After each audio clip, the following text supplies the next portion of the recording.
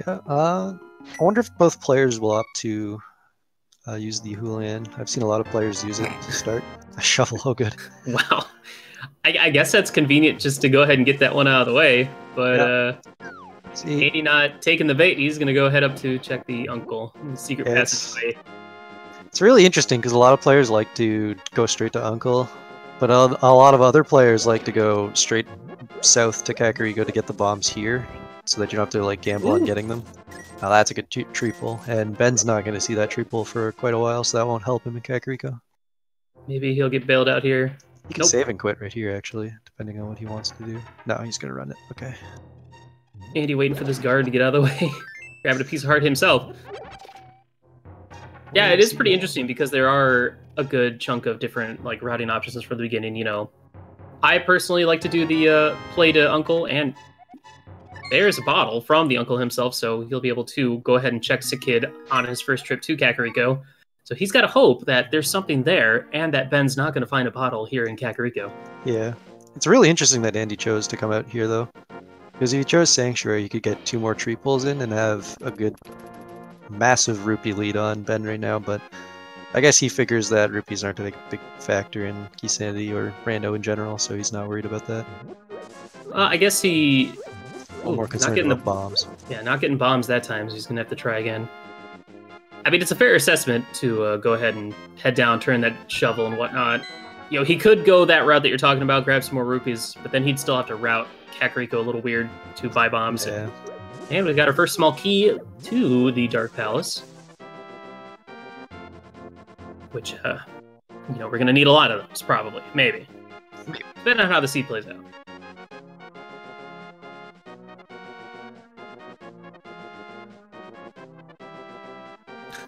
A mushroom. Okay. Another fetch quest right off the bat. Let's get them out of the way early, I guess. Yeah, we'll be interested to see what Andy finds from the Sick Kid, but gonna be falling right behind Ben, not too far. So Maze Race and Library both holding something of little value, so we won't be seeing either of those getting picked up. And Ben gonna go ahead and opt to use one of his bombs to get a pretty valuable farming spot for bombs. Yeah, somewhat important because he doesn't have any money to buy them, so it's going to save him a little bit of backtracking through Kakariko this way, and he can make sure he caps. The question is Andy going to go ahead and just buy bombs at this point and hope he finds more rupees for Bottle Vendor, or do the same thing? That's a good call. You get a total of 50 rupees from the pots, so he could just buy it here and just hope he gets at least a 20 through the remaining chests, which I think is a fair gamble. Because there are, I believe, 10 total pots that have 5 rupees in them in the 2 5 chest areas. Seems like that's the play, and there's that 20 you were talking about. Perfect. That lines up well for Andy. He's going to be able to buy the Bottle Vendor. Although it does mean he has to backtrack a little bit. We've got our first sword as well, and a Ganon's Tower small key. Also worth noting that the Sick Kid only having a heart container, which is nice at the beginning, but nothing huge. So Ben not having a bottle at this point isn't really going to affect him at all. Unless he dies or something at 3 hearts. Hopefully those crabs down at South Shore don't tackle him. Yeah, those guys can really get in your way. It's nice having a sword already, though. It's going to make things a lot easier. Yeah, I guess with the sword, the crabs aren't really a worry because you just cut them in half. Ooh, and there's that Desert Palace small key. Nice to get that one out of the way.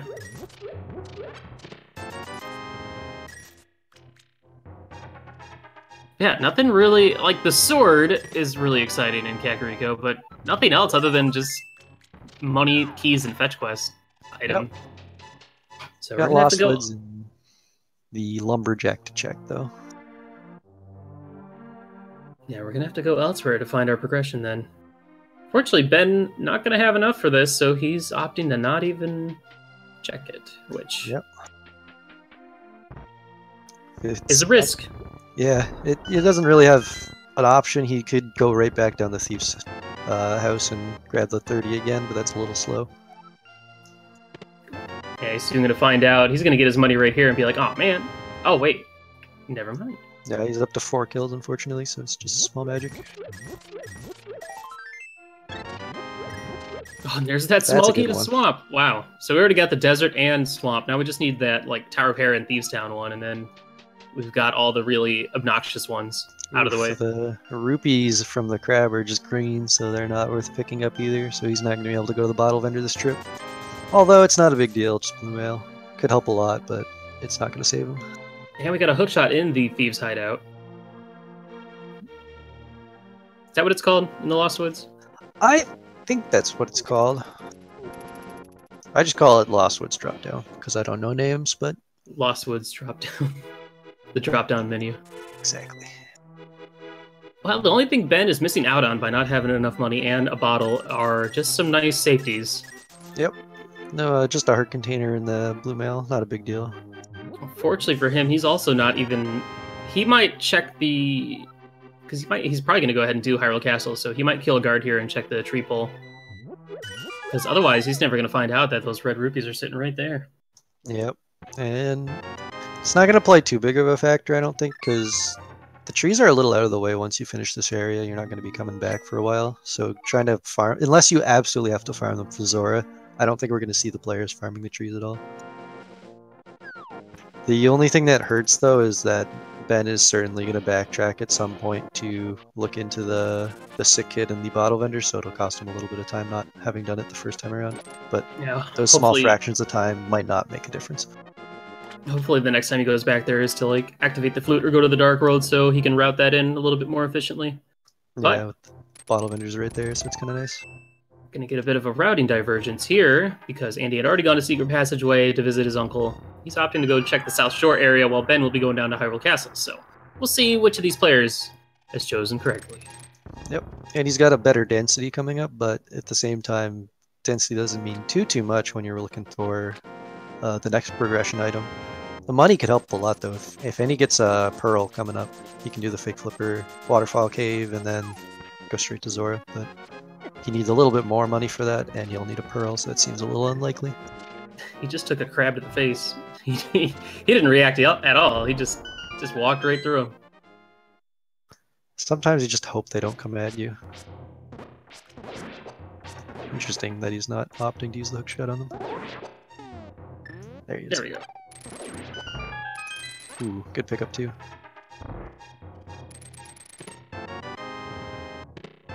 Oh, there's the hammer. It's a good find, but it doesn't help him right. Oh, never mind. There's the glove. So there's two pieces of. So we just need the puzzle there. Pearl. Just need that moon pearl. So Could be right where Ben is walking right now. And he also now has access to the back of Escape. 3 more chests, so it's kind of opening up very quickly for him.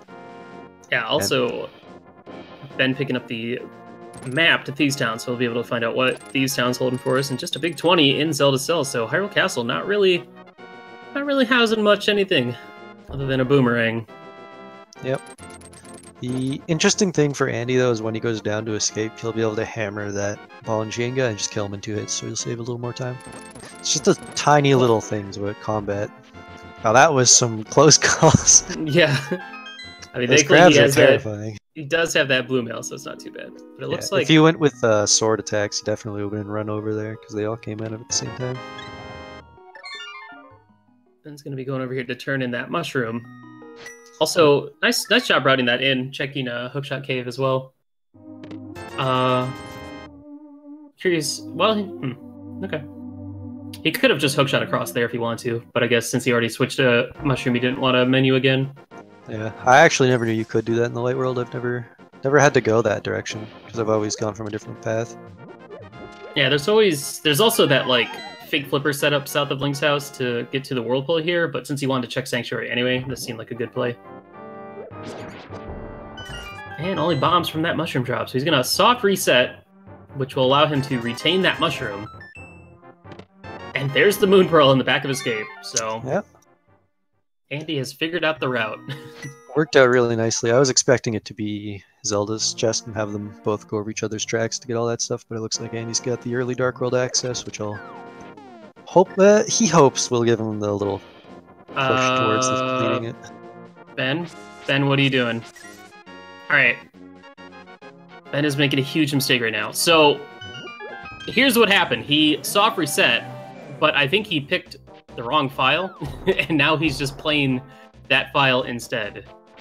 because Huh. if you pick like the second or third file and then you soft reset, it's gonna auto pick the first file no matter what. And because he did save and quit before doing Sanctuary, so Ben, what are you doing? This is really odd. Hey, I think he just realized that. Look, no, Ben. Look, you saw. Uh-oh. Like you could see on your screen, he's got the guy with he's got the file with the sword. He's just running through it again. Do we tell him? I've never seen this before. I don't exactly know. I mean, I've done it by the mistake. Procedure. He seems to be aware that he has nothing, but I don't know if he's aware that it's because he picked the wrong file. I feel like we should tell him, because otherwise, what's the point? I guess it's part of racing, but that's a sad concept to count that as part of racing, so I don't know how to handle this.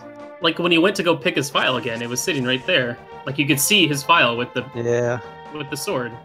I guess I'd call this just a runner's mistake. He's just got to slow... No, Stop. he's just keeps picking his file too fast. he's just running through it, full speed. Alright, guys, well, we're just gonna roll with this, I guess. Andy, first to the Dark World, picking up that Desert Palace map from the Stump Kid. Yeah, I feel like at this point Ben's just on, as JMC says, is an autopilot here. He doesn't really... I think he's just thrown away he might just assume that the file disappeared somehow or something like that. I don't think he's fully aware that it was a different file that he started on. Oh, and there's the flippers from the digging game. He typed OK with a smiley face in the IRC, so that's probably very likely that he did that. Yeah. His file is definitely there. He just didn't realize it. So, yeah, always pick your first file if you're gonna do soft resets to, like, get stuff back. Yeah, a save and quit will bring you to the right file, but a soft reset takes you to the first one. It's just interesting because the only reason I know this is because I've done the same thing in a race where I load the wrong file and I'm like, wait, where's all my stuff? Oh, wait, hold on, let me retry. I'm just curious that he didn't just go ahead and save and quit and take a look. Quick question as to where those flippers were. I wasn't paying attention to Andy. Flippers was that Hype Cave? At the digging game. He hasn't been at the digging game. Oh yeah, I just saw that too. And there's Bombos from the Hobo. Well, it's going to be an interesting race if let's see if Ben can bring it back. That is a really huge, handicap to put on yourself. Well, Ben's beat Andy, I think, both times he's seen him in the tournament, so he might just think, gotta give him a break, Gotta give him a fighting chance. Exactly.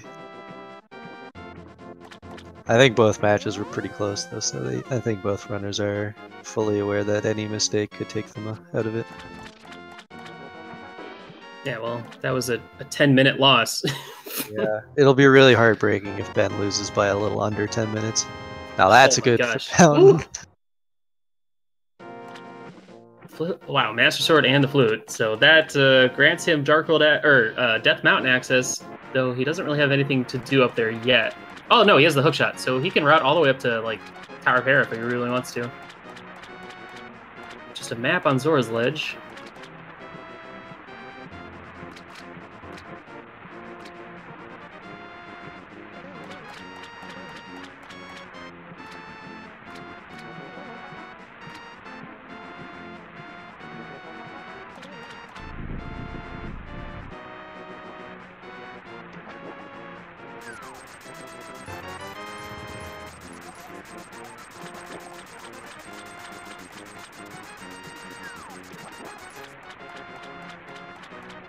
Andy has in fact checked Hype Cave and got the Skullwood's big key, as Miss Metro just let me know. Yeah, sorry about that, guys. We were very focused on some of the wackiness going up on stream. Well, at least this time Ben will have the rupees to get the blue tunic. He's going to get his mushroom back, and keep this ball on rolling. Let's see where he's off to next. And Skullwoods and Thieves Town are both the red crystals of our wonderful tracker has marked for us already. Lost in the confusion.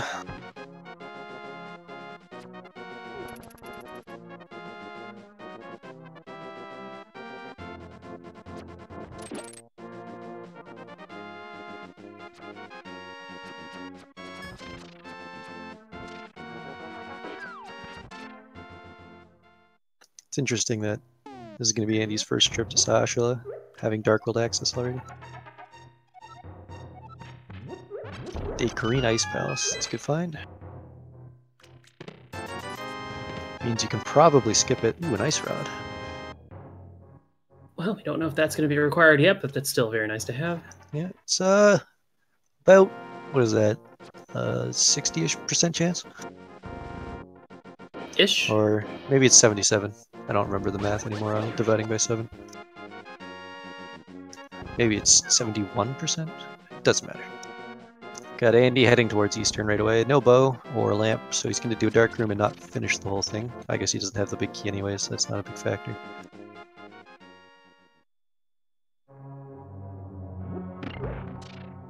I hope Ben makes a couple of gambles here to try to make up that 10-minute loss, like going straight to Agahnim here. Try to make something out of it. Although, if he does start doing those things and they don't pay off, it might turn this into a little bit more of a blowout. Yeah. Well, thankfully, you know, we still have like another hour and a half, depending on how the seed plays out, and you can make up like 8 to 10 minutes from a single play.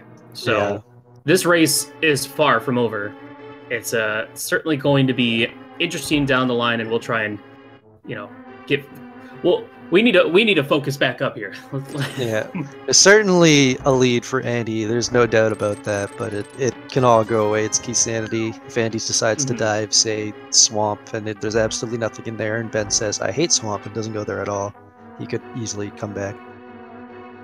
Yeah, we need to realize that if this was like open or standard, I'd say it's, you know, over from the beginning. But this is Keysanity, where anything can happen. So, and you know, we got 2 high-tier players, really good players. They know what they're doing. So I trust their abilities. I say that as Andy messes up this room. But no big deal. Yeah, Ben now picking up his hammer and his glove, and he's going to be heading over to check that Ice Rod Cave. We'll see if he opts to do the fake flipper stuff. He could fake flipper to like Hobo to get the Bombos medallion, but that doesn't really help you that much. Typically, no flippers, no pearl. You don't want to go to the Zora area just yet. He also doesn't have enough money to pay for Zora, so there's actually nothing he can get from the fake flippers aside from Hobo. So I would expect he skips out on that. Probably save and quit right out of here. Probably be the fastest way to go. Andy gonna be going through the dark room in Eastern Palace to sequence break to get this last chest in here. Let's see if it pays out for him. And for Ben, his next play needs to be the 3 chests in the back of Escape. That's where the Moon Pearl is sitting. And then from there he can, I guess, go to Digging Game, get the flippers, and then go check the Waterfall Cave. But looks like he's going to be making... Maybe this is the crazy play that you were talking about, Futon, that Ben's going to be making to make up for his mistakes earlier. Yeah, unfortunately, no pearl over here, so you can't get too much out of it. If you grab the pearl already, this would be cool, like go straight into pod kind of thing, right after Eastern, but no pearl, so he's just going to be going to Eastern with Andy, just following his tracks still. Straight in a pod with no keys. With only 1 key. Gotta go in there, man. Oh yeah, he's got 1, so you could get, I believe... I guess you still don't have a bow. That play would be a lot better if you had a bow. You can get at least 3 chests, that's it. Yeah. But Ben picking up his Ice Rod, and Andy going to be going through Hyrule Castle. We already know there's nothing in here but a boomerang and some info, so that's good for Ben. He's going to be able to catch up a little bit. Yeah. Nothing good for Andy, so hopefully... I believe Ben's getting his pearl right now, so he isn't like a mile behind. Because it wasn't a straight 10-minute loss, because he doesn't have to do everything that he's done before. It's more of like a 6-ish minute loss, because he ended up just hitting up all the places he knew had items. Well, Ben making a fool out of both of us, only going to Sahasrahla before saving and quitting, so... As long as he doesn't make that Eastern play, then we're good. Yeah, pretty reasonable to not go to Eastern yet. The only unfortunate factor is he still doesn't know what Eastern is, so he is going to go there eventually. But it could just be when it's a go mode clear for a crystal, so he might not have to worry about it. Yeah, a lot of times players... Well, that's the thing is, like in Keysanity, you try and route to make each trip the most efficient. So he might wait until he finds that Eastern Palace big key, or he finds the bow, and the big key before making that route over there. But he's going to be heading into the Dark World from here, going to be checking Hype Cave, and we'll see if he opts to go west to the Digging Game to get his flippers, or if he's going to go check like the Pyramid, Catfish, stuff like that. So despite all this, you know, we still haven't seen like the next big progression item yet, so... Yep. Technically, they have full access to the Village of Outcasts, so I would expect them to be heading there shortly. Ah, Thieves Town and Skullwoods, alright. That was old information, but it's nice seeing it. Andy playing a tune for us while he walks over. Yeah, and then hopping up here, buying some bombs first. I'm assuming he was short bombs, otherwise he would have gone to Hype Cave first. I don't remember his count. I thought I saw it a little over 2, but I might have misread it. Yeah, and he's going to be activating his flute. I wonder if he's going to take the Death... I assume he'd go up to Death Mountain at this point. But at the same time, it's like, what do? You got all of Death Mountain. You'd rather go up there when you have like the Titan Myth, so you can go ahead and check all of Dark World Death Mountain. Yeah. Or do you go into Village of Outcasts now and check all that stuff, including Skullwoods? Or the portions of each of those dungeons that you can check? My personal decision would be Village of Outcasts here, but I don't think Andy's going to make that choice. Oh, he might be doing the flute right here. We'll see what his choice is. He's got a little side task to go with. I don't know, I might be thinking that the Skullwoods big key would be sending me into Skullwoods. Ben opting to go a different direction, so he's not going to get his flippers right away, but so far that hasn't been a big factor. The Bombos Medallion, we don't know if it'll come into play right now. Yeah, until those flippers in the Waterfall Cave, or the flute in Waterfall Cave leads anywhere. Leads them to their progression items. Yeah. But at the same time, he can just, you know, sequence break up to Death Mountain. Yeah, he could also just fake flipper instead of grabbing the actual flippers and save that as well. He does have the hook shot, so he might be planning on going around the full trip after Catfish here. Nah, I couldn't see that. Just because he doesn't... If he had, like, the Mire, maybe? Yeah, there's nothing in between, so you might as well just save and quit and walk it. That's true. Yeah. But we're going to be seeing a Catfish play, and in Keysanity, there's a lot of good items. A lot of required items in the game, so the likelihood of these far out of the way places of holding progression is much higher. So let's see if Catfish ends up giving him what he wants. It's almost double the amount of items you need in Keysanity if we're counting all the keys and big keys. Although being the level of skill that they have, they lower the amount of keys they need a lot by doing some nifty key usage in pod and stuff like that. Oh, for sure. Oh, and a small key in Spectacle Cave, so find out what that is. And only bombs from the Catfish, so not really what he was looking for. At this point, this might be a sequence break up to Death Mountain, or he's heading to Village of Outcasts. Oh, looks like it's going to be a Death Mountain play. Very interesting that Andy didn't pick up that key. I guess he has plans to get it later, but I really hope he doesn't forget about it, because that key could be Pod, could be Turtle Rock, and those are extremely important. Yeah, there's not many other keys that actually jump out to me right now. He's probably going to grab it on his way out from Tower of Hera. It'd be funny if it ended up being a small key for Tower of Hera, but at the same time, he doesn't have a fire source yet, so that's not really like a concern of his. Yeah, he's got a fair amount of chests he could find one in coming up, but it's not amazing. And without the big key for Hera, it's not going to be a huge loss, because you're definitely going back there at some point. Yeah, Ben going to be not too far behind. You know, he's about the only... Oh, and there's Tempered Sword, so Ben will be picking up a Master Sword from Paradox Cave. There's the Fire Rod. So good job to both players holding out on checking Skull Woods. They're going to be rewarded greatly for that. So I can honestly say that's going to be our first crystal, and our first crystal that we're going to be grabbing. Yeah, that would be the point that I went wrong in my routing. I definitely wouldn't have gone up the mountain right away, but these players knowing better, they've got the idea of what's a faster route. You don't want to be doing the walk all the way around to the portal at Village of Outcast unless you absolutely have to, and with the amount of chests on this mountain, it does make a lot of sense to go up here and try to get the mitts first. Ben making Or an interesting Mire. play of just automatically going to get this key, or to get this item, regardless of what it is. And it's a castle tower key. Ah, those could be Which, pretty useful. Yeah, that unlocks 2 items. Still need to get the cape or master sword, which we already know where the swords are. And you still technically need the lamp in order to get the second item in there. Yeah, the key itself doesn't unlock the first item because he already could if he got that. Well, once he gets that sword that he's walking towards, but that small key is extremely useful. All right, well, we're gonna see our first Tower of Hera check. No big key, no small key, so we can only check these 2 chests in here. Yep. I believe we only have maps for Dark World dungeons right now, so we don't have any information on that either. And the maps might be of dungeons they already got the information on. I can't remember. Might have been Thieves and Skullwoods already. Wow, so Tower of Hera, pretty useless. Only a heart piece and a big 20. So at this point, it's got to be that Skullwoods play. It's the only thing I can think of. And Andy is going to be... Oh yeah, here's the thing though. Since he skipped that key, he has now to... he's walking to Spiral, yeah. Yeah, he has to make that decision. It's no different than like when players have Spiral Cave or Spike Cave to choose at the end of the day.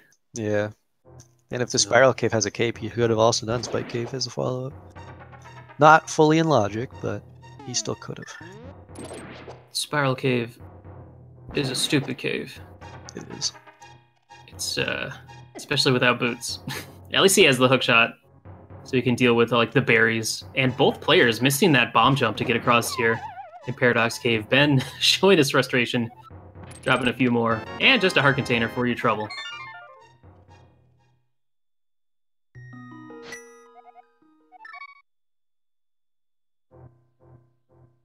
Looks like, well, this might... Alright, he's gonna go back up and get that small key. I was like, a lot of times players, if they have the flute, will just start... That's like the fastest spawn, like starting position to get full health, and to get out the door to flute away. So a lot of players will just start there, get their full health, flute out, as opposed to going to Sanctuary or Link's House. Yeah, Link's House not slower by a noticeable margin, but you don't get that full heal, so it's not as great when you get to the late game where you're going to the Dark World with flow and mail and whatnot. Not that these runners are too concerned about their health bar, because they're very good at avoiding damage. I believe I haven't watched Ben, but I'm sure he could as well. But Andy has been working on a low percent hit KO. I assume Ben could easily perform the same tasks because he's just as skilled. Oh my gosh, low percent. Not only low percent, but low percent one hit KO. That sounds like a treat. Yeah, it's pretty wonderful.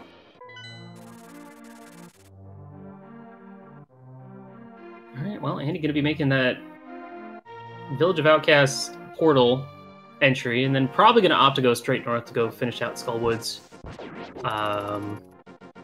They can do everything there, and having that Temper Sword might play a part in this Mothula fight between these 2 players. Yep. The interesting thing to note here is that Ben is already going into Spiral Cave, having checked almost everything that Andy has. He's missed the Digging Game, Stumpy, the Zora area, and Eastern, but all of that can be easily routed in really quickly once he finds a Mire. So it's not going to be a huge loss for him at all, and I think overall he can make up that time just by making like one good decision. So this race is not at all out of hand. Yeah, it's very fortunate that that flute wasn't like required to get up to Death Mountain outside of logic. Like let's say they didn't have gloves or something. Yeah. And that was their main progression item. Alright, so let's see what his next play is going to be. If he's going to go... Well, it looks like it's going to be a North Village of Outcasts, so he's probably heading to Skull Woods as well. Andy finding a small key to G-Tower and a compass. And unfortunately no extra small keys for Skull Woods, so got to route down through the south part where there is a forced small key in this chest coming up. And... Okay. I don't know what that was. It looks like he might have been trying to avoid the firebar with a hookshot, but... Hookshotting the block or that pot, you know. Both of which would have ended poorly, so I'm not really sure what that plan was. Maybe it just was an incorrect input. He didn't mean to do it all. And the reason why that's a forced small key is because there's a hole that you can fall into from the overworld, and if you go in there, If there wasn't a small key in there, you would have to be forced to save and quit, and that's just silly. So devs decided to put a small key in there just to make it a little bit fun, a little bit easier. But finding the Quake medallion, so we're already up to 2 medallions at this point, which is really nice when you haven't checked to see what the required medallions are. So higher chance of having what you need. Yep.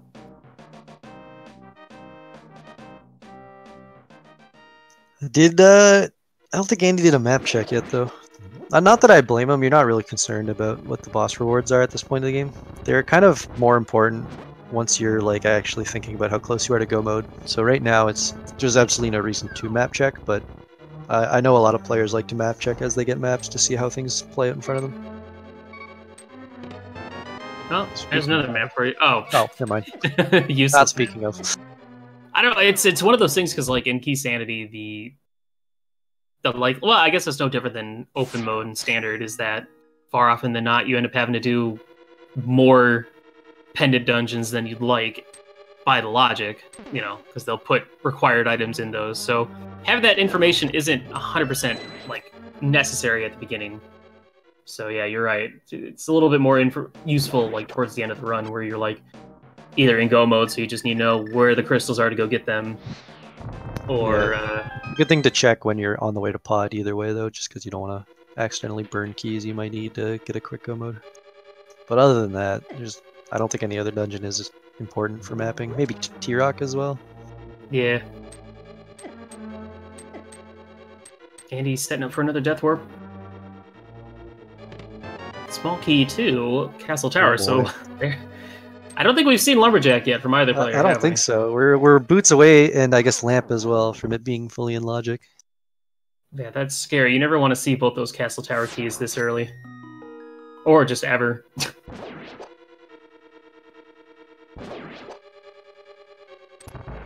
And Ben gonna opt to grab that full magic refill over in this little bomb hole over here, and either walk back or get grabbed by a wall master to get back to the beginning of the dungeon. Yep. Looks like he's gonna get taken away. I like when that hand comes down right as you open the chest, because you can just sit there and take it. Super fast exit. But usually if that happens, it means you messed up a little bit somewhere in the movement. Alright, so curious to see how different a tempered sword versus a master sword between these two players is going to make for this boss fight. Yep. Ben might opt for trying to conserve magic at some point, just to give him a little bit more firepower if he needs it. Although with a master sword, it kind of isn't really different. Mothula not helping Andy at all. Sticking to the top of the... That was really frustrating. I hate when that happens. He hovers around the top of the screen. The worst is when he gets caught in the holes that the spikes leave, and he's just really against that wall, and you can't even hit him at all. I think you can still hit him if you somehow like line it up, you can hit him into the wall, and it will count. Same with that little block in the middle. If you hit him into any of the blocks, that also will count. It's just obviously you can't hit him into the spikes. Yeah, the NMG strat is typically you give him a little dash with the tempered sword first, because I think it makes him more likely to come down towards you if you do the dash poke. I believe as well, somehow it sets it up so you get like a double hit off of him. Yeah. To start out, so a lot of players, if they're not fully experienced with NMG, they'll opt to just slash them straight into that block, which is an acceptable and fair way to start the fight. Easy damage, you never miss it. Of course, most players would have boots at that point, which our players do not, and we have no idea if and when we'll ever see those beautiful boots. I'm sure all the viewers out there would love to see some boots at some point. Just a big 20 on the Bumper Cave, so we're not going to be coming back to check that anytime soon. And Ben getting very, very good. He also came in with a little more magic, so he was able to use the fire rod to keep him off the walls. Yeah, usually the knockback from hitting with the fire rod will sometimes knock him so far that he bounces back into the middle. Or at least it just kind of changes up his movement, so he'll try and come down to you if you're lucky. But yeah, really good fight. I don't really think the sword difference really made a difference.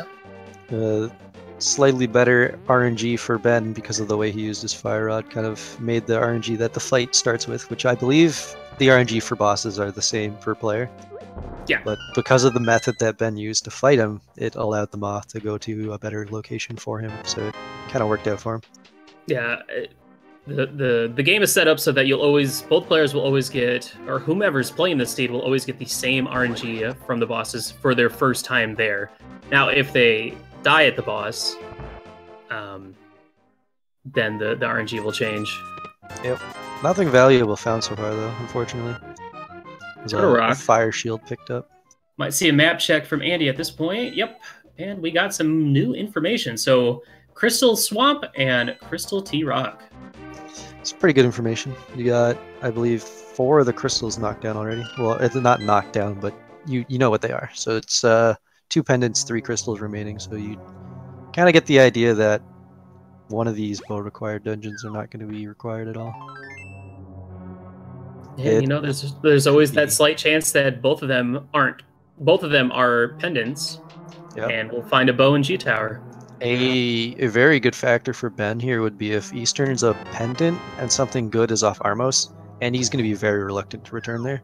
Whereas Ben hasn't been there at all, so he might get all the materials to go there, go straight there, and get a really good item off Armos. So it's one of those scenarios where I didn't check this location and I'm behind. So yes, I'm behind for sure by time. However, that could be a saving grace because I go there sooner and find an item. Yeah, a lot of times players like to route in that Eastern Palace play relatively early because you kind of treat it like just regular overworld since it has your requirements to get most of the items in there.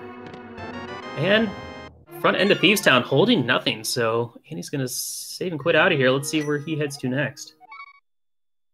So with T-Rock and Swamp both being crystals, now there's a few more items that we'll definitely need, including a Mire. They already have both rods, so that's good. We do, of course, still need that Cane of Somaria.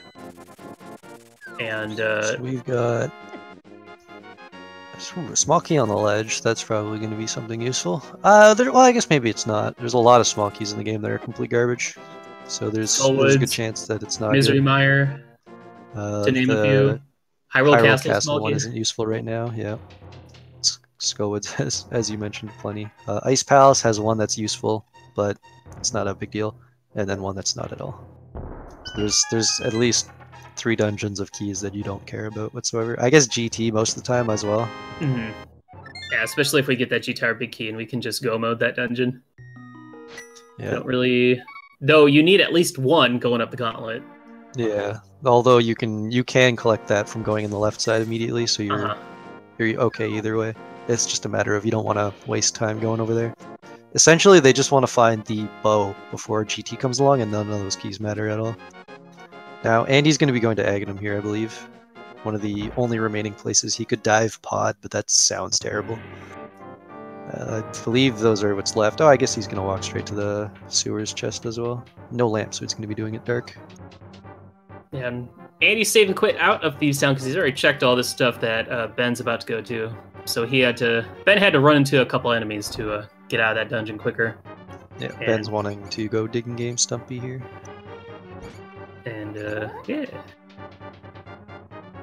So, if Ben follows the same route, he's going to be getting his flippers and eventually Tempered Sword and Flute. But yeah, at this point, we're kind of running out of locations to go to. And especially without that lamp, so you got to wonder where that's at now, or where our next progression item is. Yep, there's been a lot of sequence breaks, so that lamp could be somewhere. However, none of those sequence breaks really has had a factor so far. The lamp could be somewhere really far away, but it's just a matter of where exactly it is. Could be first chest of Palace of Darkness or something. Yeah, it's possible that the first chest of Pod or Hyrule or Agus Tower have some item like Mitts that unlocks the map a lot more, and the lamp is somewhere in that section, but we have no information on that so far. We'd have to see them check those locations. So Andy only finding a big 20 in the sewer chest, sequence breaking for a little bit of cash, and he'll probably go ahead and sequence break to get the second item in this dungeon. But as of right now, only the first item is in logic, unless we find that first item is the lamp. would we open up some more options in this seed. Yeah. Something I missed earlier is that Stumpy had the desert map as well, so we have a little more information if we needed to, but no one's mapped the light world, and there's not much reason to yet with only one map. Yeah, it's pretty rare that we get to see these dark Aga rooms. Now, of course, Andy's only going to be just getting this item. I doubt he's going to go ahead and kill Agahnim at this point. Yeah, we haven't seen the Lumberjack, unless that could have been boots or something, which might have made him want to clear Aga, but it's kind of unlikely. Yeah, only rupees. Wow. So Hyrule Castle, aside from escape, has been pretty junky. So at this point, the only option you really have is Pod. That's it. Yep. Pod's got to have the mitts or small key to go deeper.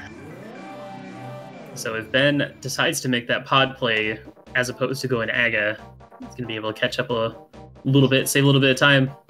I guess it doesn't have to be the mitts. There's plenty of options, but all of them unlock very little. The mitts, I believe, unlock a little more.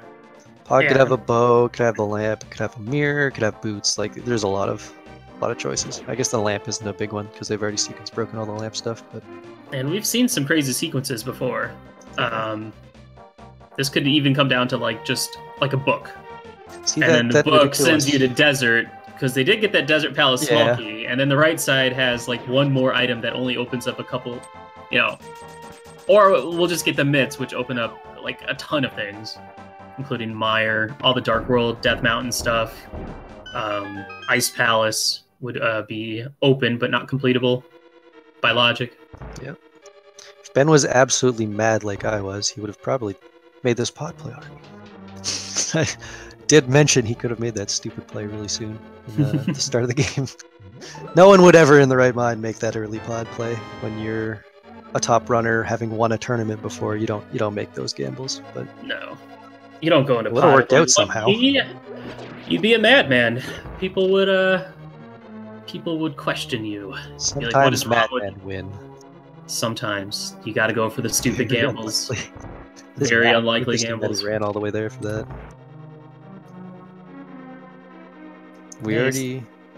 Unless he could find a vanilla pod key as well, which would get him to the back section. Oh, there's a big key. Tahara. Oh, man. Okay. I have a feeling we're going there next, because there's only one chest left. Pod is a stupid dungeon. Can we take it out of the game? Yep, that's it. Tower of Hera. So, and no mirror, so we got to take a long trek to get there. Oh gosh, that's awful. But I love it. This is that beautiful linearity you can sometimes see in a Keysanity seed. And who knows, maybe eventually at some point along this long trip, we'll manage to find our way to the mitts or something. But let's see what Ben decides to do next.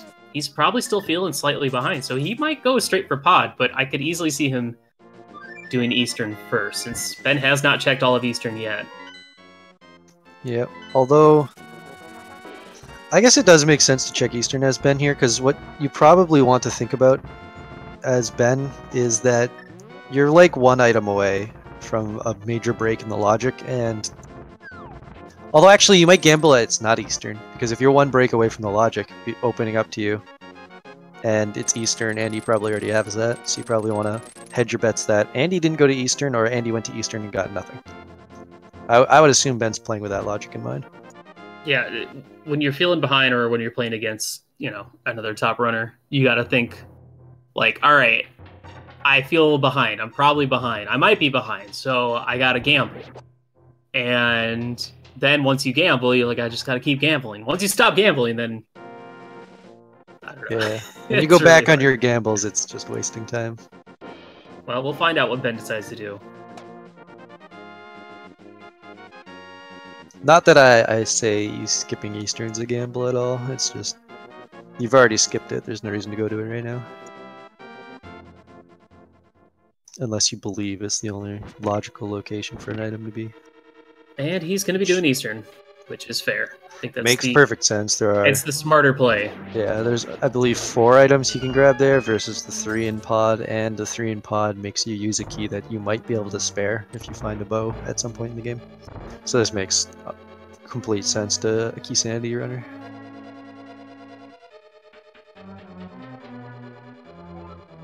I personally would be all aboard the gamble train, but that's because I'm not as good as Ben. Ben's extremely good, so he doesn't have to feel pressured at all. Nice little bomb jump here. Alright, well, that's useless. So it's going to come down to Moldorm. What's Moldorm going to have for us? And who knows, maybe this... I don't know, at this point, do you want another crystal, or do you kind of want to... I guess, no, you would want a crystal. If you were looking for one more pendant... Well, actually, this would be like the nicer pendant dungeons to get out of the way. If this ended up being a pendant.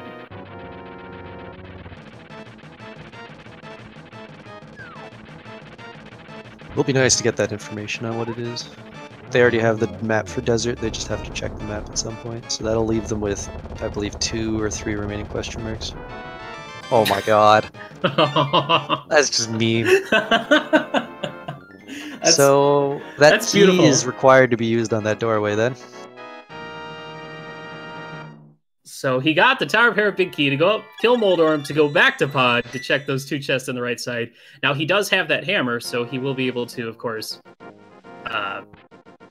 Well, actually, he did buy a blue, so he needs to go get a pod key as well. But we're going to be seeing a sequence break here, checking Spike Cave. So yeah, good use of your resources. Yeah, purchasing that blue potion was a good idea by Andy. He's read this in quite nicely. The interesting thing will be, is it pod or Eastern that's going to have that item? Because Armo, no lamp, so it has to be pod. That's a good point. Yeah, and we still are missing our Eastern Palace big key, so we wouldn't be able to go kill Armos if we wanted to. Yep, also true. I am really bad at remembering the keys in Keysanity. It's really hard to switch between, you know, Keysanity and Open Standard. That's bad news. Yeah, Spike Cave only having a big 20, so nothing of excitement there, but glad to get that one out of the way. Unfortunately, Ben has forfeit.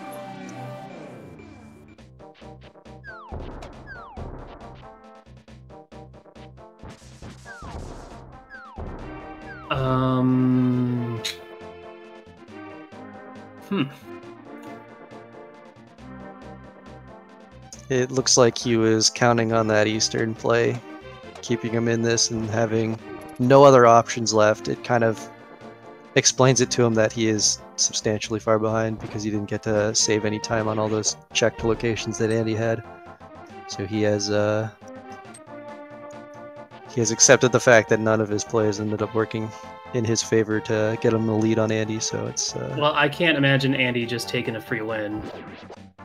Not that there's anything wrong with that, but you know, we might get a reschedule. We might get a rematch, because that would be just unfortunate to have it come down to a save and quit mistake.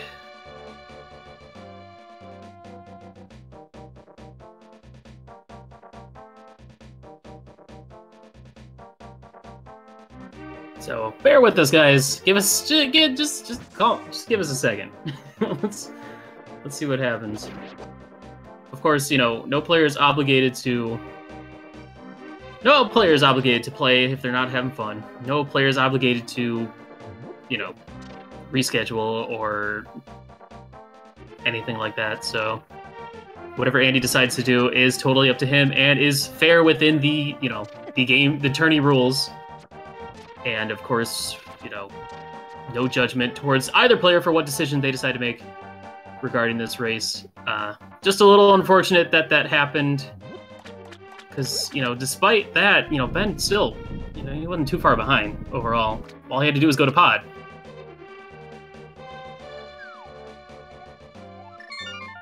Yeah, it's a little unfortunate that none of those other options he took didn't work out for him, because if the seed didn't bottleneck the way it did, Ben wouldn't have been in trouble. But because it kept bottlenecking more and more into a specific location, he basically had to do everything Andy did in a different order. And it didn't really save him any time, unfortunately, so it just cost him the comeback that he was hoping for.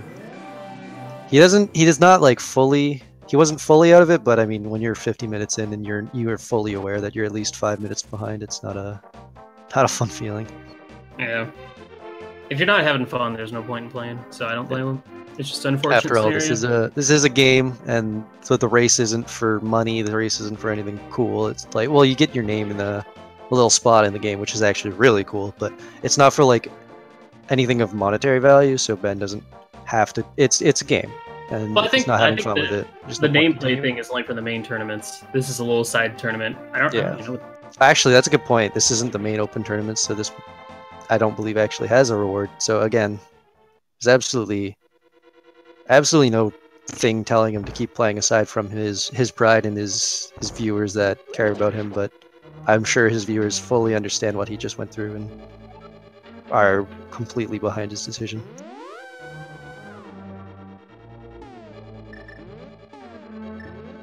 I've forfeit my fair share of races for far less important reasons, so it's completely understandable to me that he has forfeit this race. A little sorry message from Ben on his screen.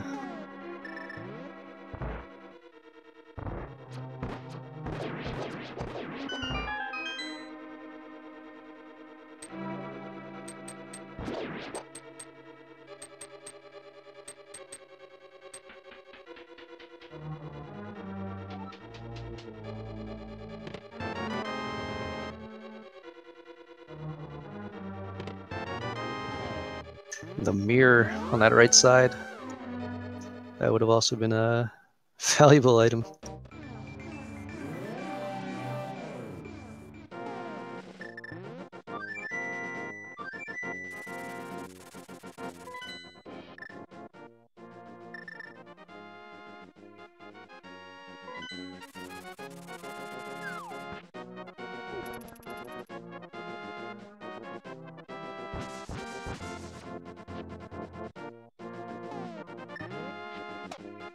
Just so the viewers are aware, Andy did offer to rematch, but Ben has a holiday he's going on shortly and doesn't have the time to rematch, he says. Whether that will be the final decision, it's not confirmed. It's possible that they have time somewhere to squeeze in the race, but it appears this is either going to be a reschedule or an Andy victory.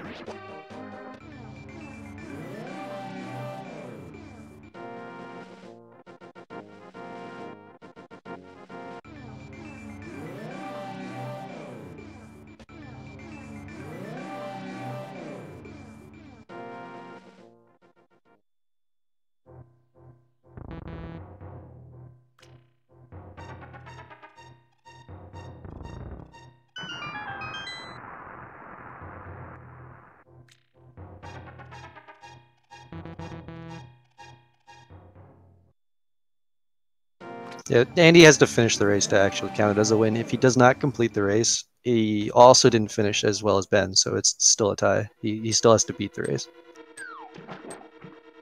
He could take 12 hours, but he still has to finish. Alright, sorry about that. I've been doing some behind-the-scenes stuff. We're still waiting for an actual answer, but for the time being, we're just going to continue commentating and going from there. So, Andy, making his way into the Swamp Palace, he... Yeah, Mire was on the right side, which was really obnoxious, I would say. Yeah, because it's like, obviously you want that Mire to route up to Hera a little bit more conveniently.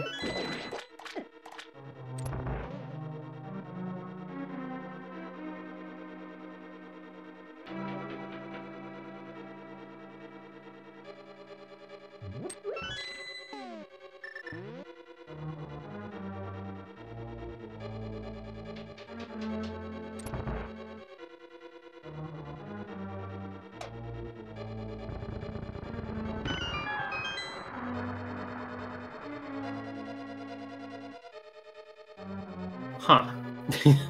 This is a new one, I guess. Never commentated on a regular race before. Yeah. I guess not even a race, but It's GDQ practice, clearly. Yeah. All right. Well. Huh. Okay.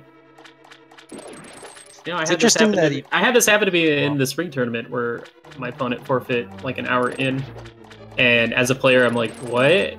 Okay, and then I just started playing badly because I was like, whatever. Yeah. But then I didn't realize that, you know, for the next stage, like your averages, your average times played into your seeding. So like, I wasted like 15 minutes just goofing. I was like, well, this was a bad idea. Now that, of course, isn't going to play. I don't know if I doubt it's going to play it all in this one,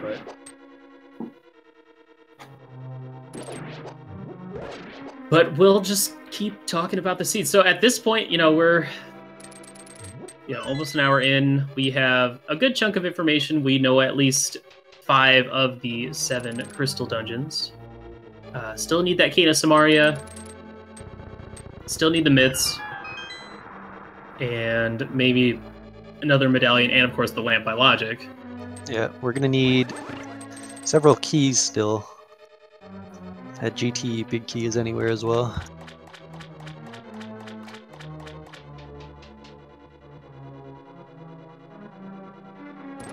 I would say that the myths has to be next on the list that they get. Unless, well, I guess Sandy could find boots and start going through some annoying locations in the book, stuff like that. That's just side stuff. Well, the Mire opens up. Did he go straight to swamp, or did he check like circle of bushes first? I think he just went straight in, but I was not. I was reading the SRL chat at the time. So he does have a few overworld locations he can check, but yeah. Our wonderful tracker has let us know that Eddie went straight in. Okay, cool. Thank you. And so far, we haven't really found anything in here yet. Another map to Eastern, so that's some extra information. Also finding the nice green goo, which is pretty useful when you don't have half magic. Can get you out of a bind.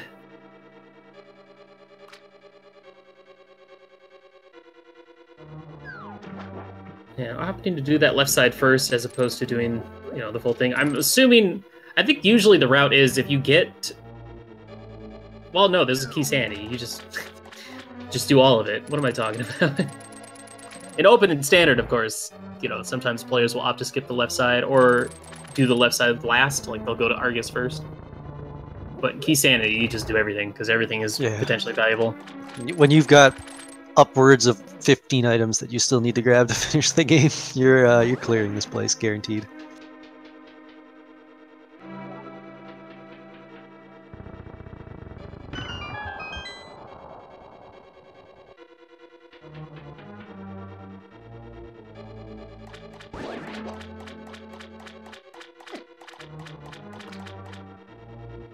Counting items, there's the myth. Yep. There's that thing you wanted. I'll take that number off. There's 10 items that they absolutely are required to get, and then after that, each additional small key that Andy would need to finish pod in non-go mode also adds to the list. So there's a lot to go for Andy. He's got a lot of finding to do.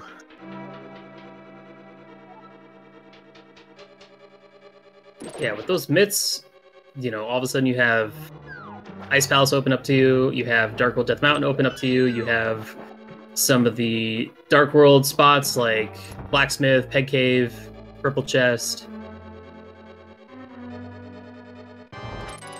It's nice when you get the myths kind of later because you've already like checked. Well, actually, I don't know. Is it better to get them right from the get-go so you can kind of route everything a little bit quicker?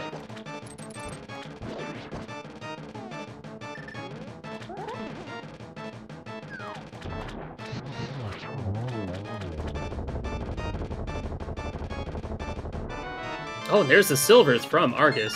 So that'll be nice when he goes to Vidi. Just gun him down. Yeah, if he goes to Vidi, I guess we don't know yet. Third crystal, so let's see what he opts to do next. If he's going to go straight to Ice Palace or if he's going to check a few things. At this point in the race, you know, early pendant dungeons, and especially apparently picking up that Ice Palace big key, he can now do all of Ice Palace. He might have to route it a little bit differently because he doesn't have the small key. for convenience.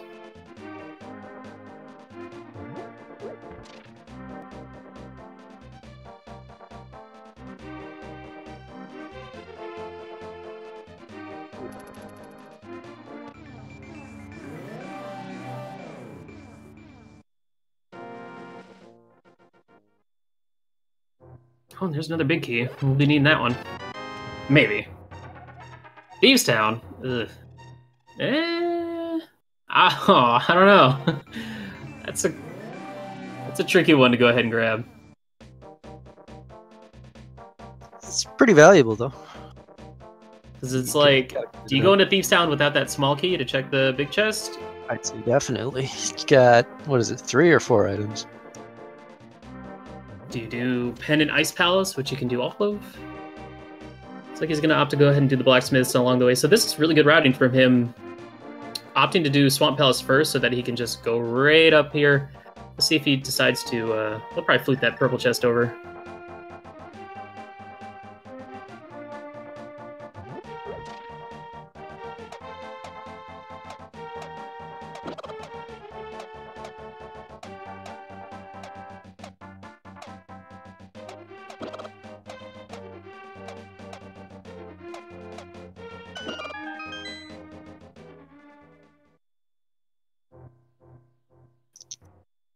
Do we bring Ben in, Will? Does he want to come in? He said, I don't mind for a while, but you're commentating in chat. So I guess he might stick around for us.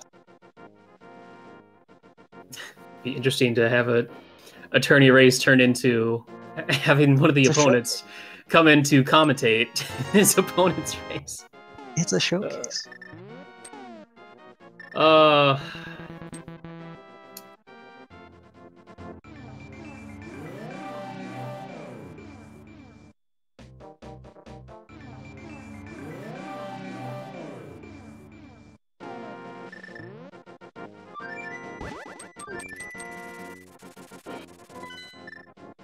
I like the idea that I can still make it back in and get a rematch with Andy in the top 8.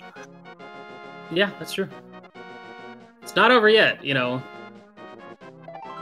Ben will fall to 3-1. All he has to do is win his next match, but then he has to win that 30-some person tiebreaker race, which is, you know, no one wants to go into that race at all. No, it's a terrifying concept.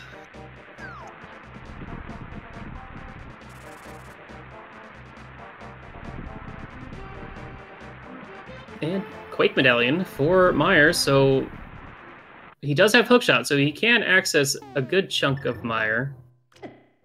Still gotta get that Somaria somewhere. Yeah. And he doesn't care about dark rooms, so he's not worried about that. He also doesn't even know. Oh, wow, there's the map for it, so you can get that information. You're right, though, he does need the big key as well. Yeah, I still don't even know. Wow, that was so fast, I didn't even see it. That might have been a crystal.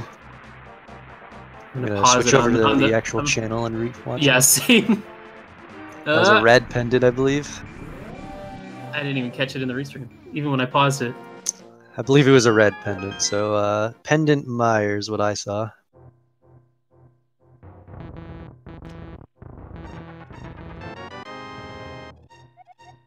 And there's the small key to Mire, so... Oh boy. Good stuff. I would argue he's going in. Yeah, it's going to be interesting to see how we decide to do... how we're going to do the tiebreaker race, because, like, I know for the open tourney, we had, like, 20 trackers, all keeping track of individual racers, and then we'd swap them out when they were, quote-unquote, in the lead out of the, like, the top 4. It's going to be a lot harder when it's Keysanity, so I do not know how we are going to do that. It would be interesting. It would be a shame if, you know, the winner was, like, not even on stream, especially because in the tiebreaker, it's only I think the top one person is going to be going through. Just got to hedge your bets and make 3 different randomizer channels running the same tournament, or the same race. That was my other idea, was to put one on speed gaming, and depend on the schedule, put, you know, 2 more on, like, the other, on Link to the Past, randomizer, or something like that. And people could just have, like, a multi-stream, so we could have you know, 16 people on the restream, and there's the boots for Andy. We had that Desert Palace small key like really early in the game, so nice to find those boots right then and there. So boots now also opens up a few extra spots. Bonk Rocks, King's Tomb. Oh yeah. Oh boy. Murdered a vulture for nothing. We opted not to go in Mire, I guess. We got all of the... What do we have? Super Bunny, Hookshot Cave. I think that's it coming up here. I guess you can find out what T-Rock is as well. Mm-hmm. So there is one pendant remaining to locate. Desert is unknown. We have the map for it, but we haven't had a map check. Oh yeah. We also have an Eastern Palace map. I remember seeing that at one point, so we could have had all the information we needed, probably.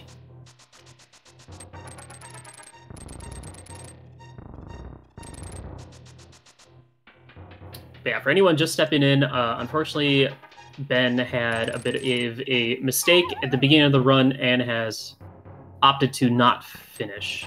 And we don't blame him for that. Oh, there's a big key for Turtle Rock and the book. But of course, by tourney rules, someone has to finish.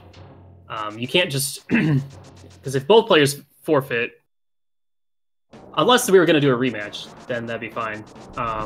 But somebody has to finish in order for it to count. Otherwise, what's the point of racing? Yep. So that still is why the seeding information and whatnot. Yeah, that's why Andy's still going to be go ahead and finishing off this seed. And though, you know, when you're just playing to finish as opposed to playing to win, you can kind of opt to play a little bit more casually, including hovering when he's got the hook shot on his swag. So of course, it's a pretty smooth hover. Yeah, it's really nice. I love the diagonal hover that you see every now and then. He might opt a hook shot for a little bit now. Nope. Of course not. You, I'm not sure what that swing was because you actually, Fat Man's Panda did some, little bit of investigating for me, or for himself, but you cannot swing a sword while hovering because you immediately fall afterwards. Or, during the swing, I guess, is what I mean to say.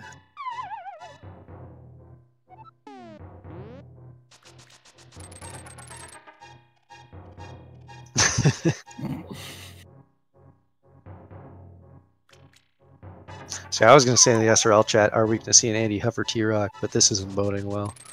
Yeah.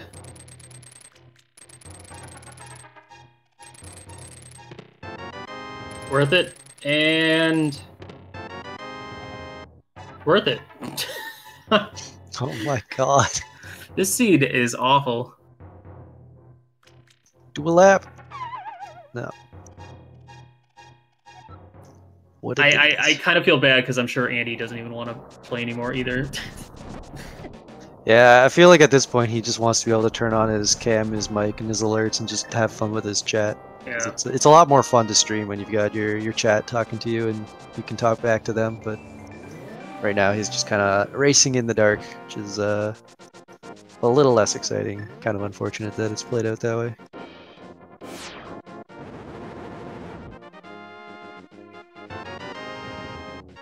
Be a useful one. Hey, there we go. That's pretty good. He's gonna need that. Just needs that Cane of Somaria, and then a lot of T-Rock opens up for him.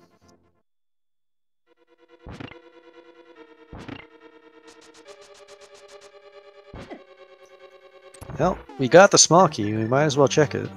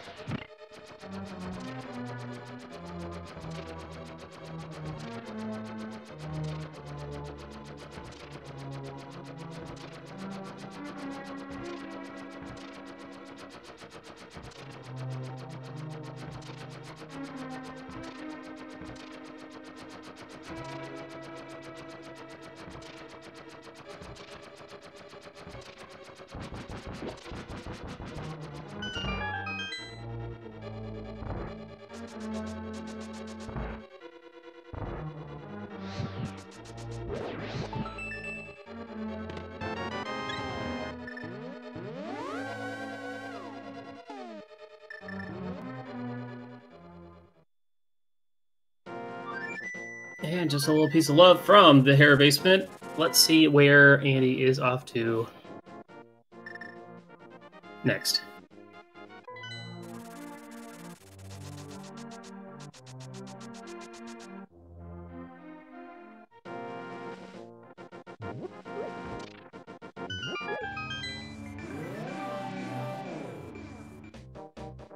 And this might be that Thieves Town play. I'm sure he was trying to find that Thieves Town small key elsewhere, just so he'd make this the most efficient and optimal play, because there's nothing worse than having to go back into Thieves Town once you find the small key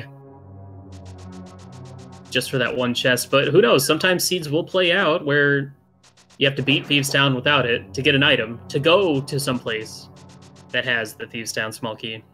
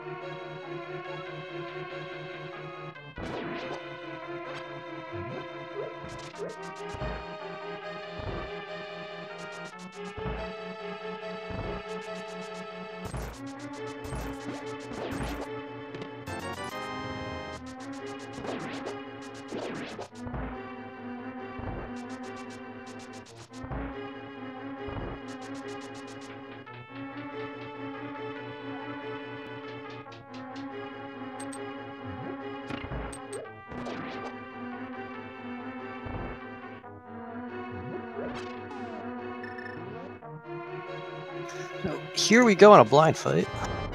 I'm sure Andy's gonna hit a pretty easy scripted kill, although he looks like he's gonna go for the hammer for fun. So, yeah. Not so scripted.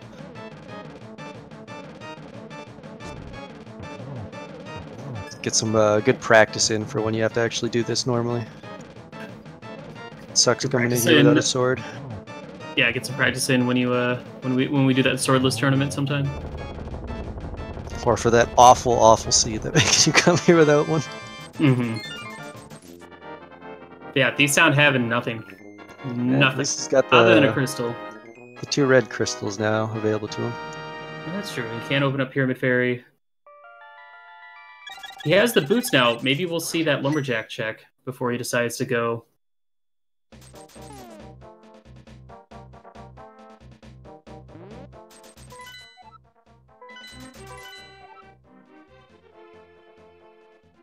Before he decides to go check Pyramid Fairy, because it'd be convenient if you could check that, know you need it if it's required, then you can go ahead and do Pyramid Fairy. Oh, okay, so Eastern and Desert are 2 crystals. So Pod is our last pendant dungeon, which probably explains why we've only received 1 small key for that dungeon so far.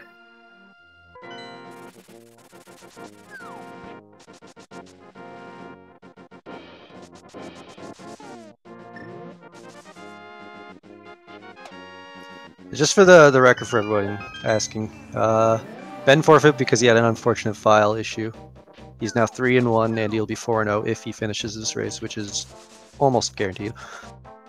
That will leave, unless Ben has a change of heart and wants to fit in a quick race tomorrow, since that is the only time he has time, maybe, is what he mentioned earlier. But it is a forfeit. It's not a DQ or anything weird, and Andy was offered the ability to rematch him. Andy offered the rematch to Ben, and Ben, so far, does not believe he has the time to do it and wants a break. Well, I don't want to get into the details of rules and whatnot as an admin, but whatever happens, we'll let you guys know if things change or whatnot. But for now, we're just going to see Andy finish out the rest of the seed. Yeah. And then we'll go from there.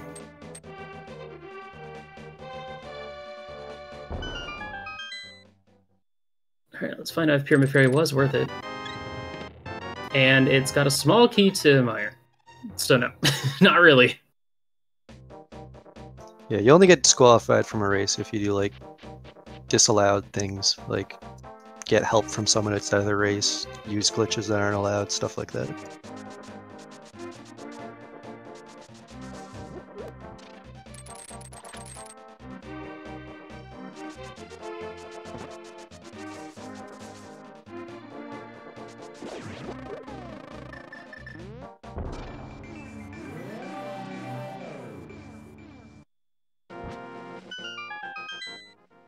Alright, now that we know where all the crystals are, the fact of the matter is we still need...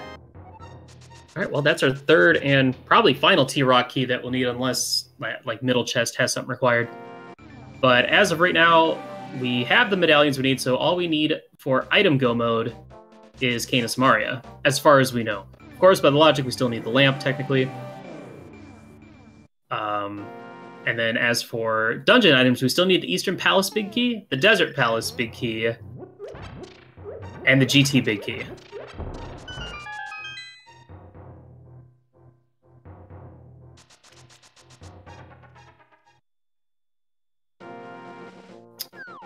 If... I don't even want to get into that. We've had... I don't even want to talk about it. Basically... Andy's gonna finish, and we'll figure it out. We'll figure it out behind the scenes. I don't want to get into what-if scenarios at this point. We still have a quote-unquote race to watch and commentate, so we're just gonna focus on that. And there is the big key to Eastern Palace, so that's 2 more items, as well as the crystal that Andy can go get now. It looks like this might be a check at Lumberjack to see if he's gonna have to go do Aga Tower. Now, the worst case is if it's like a big key, because, you know, he's still looking for 2 more, but it could also end up being a useless big key.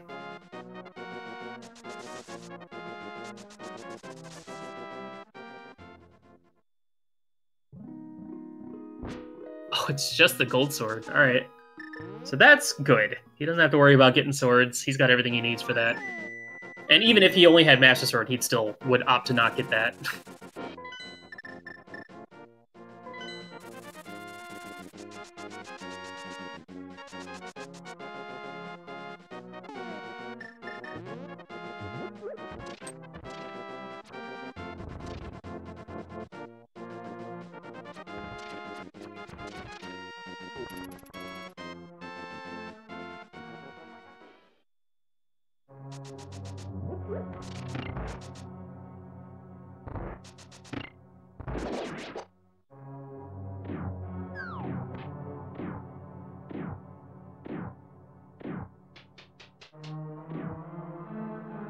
So with the big key in hand, we're going to clear this out.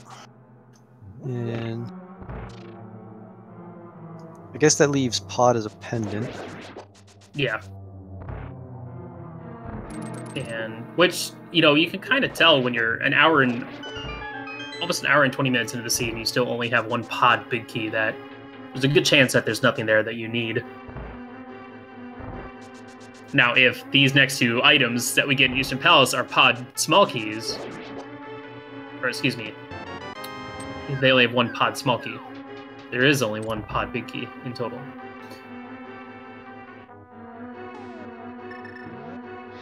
Still no lamp, my god. Where is it? It's gotta be... Where's someplace they haven't been to yet? Could That's be like... early Mire, I think. Where were the mitts again? Swamp? Yeah. And flippers weren't lamp block. They're neither probably was Ice Hookshot or Palace. Hammer. They could be Mire, they could be Ice Palace. Depending on where the cane is, it's even possible that they're T-Rock. I don't think they've gotten anything from any of the dark rooms. Yeah, none of them have paid off at all, so it actually just could be in Ganon's Tower. Well, no, it can't be Ganon's Tower. That's a stupid thing to say. I'm an idiot. But it could be pretty much anywhere that is in Ganon's Tower. It also couldn't be the Pedestal, because Mire is a pendant. Mire has dark rooms. So does Pot. Nothing in Eastern Palace, aside from the crystal, so... Still looking for that Desert Palace big key, that GT big key, but where the heck is that Cane of Somaria?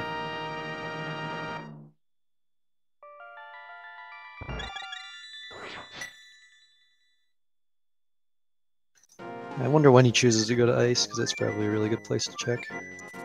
You got the big key for it as well, so you can actually go out and do everything. Yeah, he had access to Ice right after finishing Swamp, because he did get the mitts, and I think the big key right before Swamp, or within Swamp, so it seems like a good, safe play. Now, he doesn't have the small key to route this a little bit more efficiently, but with the hook shot, you can get to that right side and check all that stuff.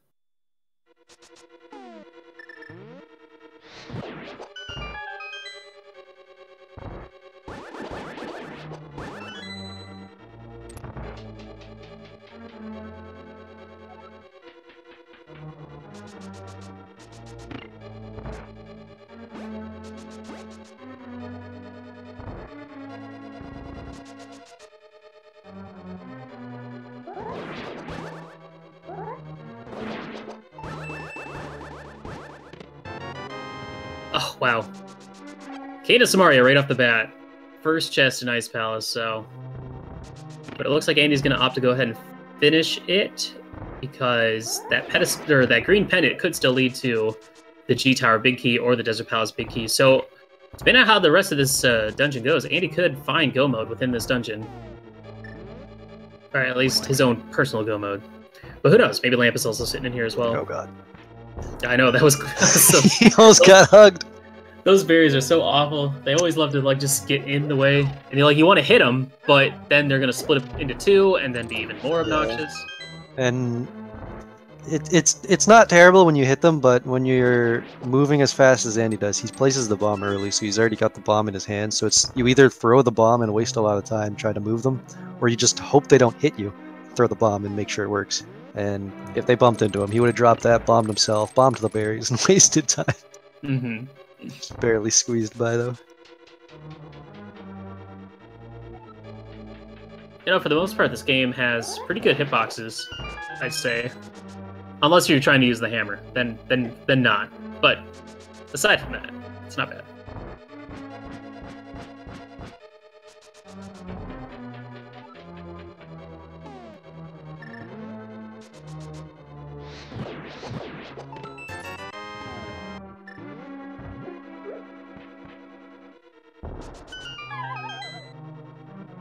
And Andy opted to just take the normal route, which is the route that the game would be asking of you to do. Well, I guess, is it really...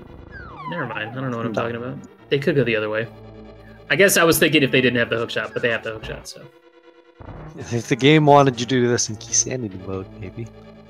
Yeah, well, obviously I'm talking about Keysanity in a Keysanity race. No, this is the vanilla. This is how you played in the vanilla game, Futon. Vanilla Keysanity mode. Yeah. Idiot.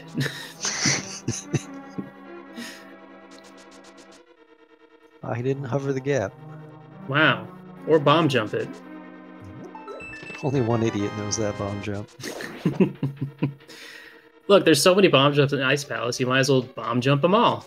I just need to start racing Randomizer so that I can actually use that bomb jump for something. So that's like a big spike right there, that's actually a useful bomb jump. Oh, I love those big spikes in that one room, or just any sort of like narrow hallway. Yeah. Ooh. Now this is a fancy hover. That's a fancy map. He still did it. Sometimes you just buffer your hovering with the map to let yourself take a break, you know? Yeah, get a little breather in there.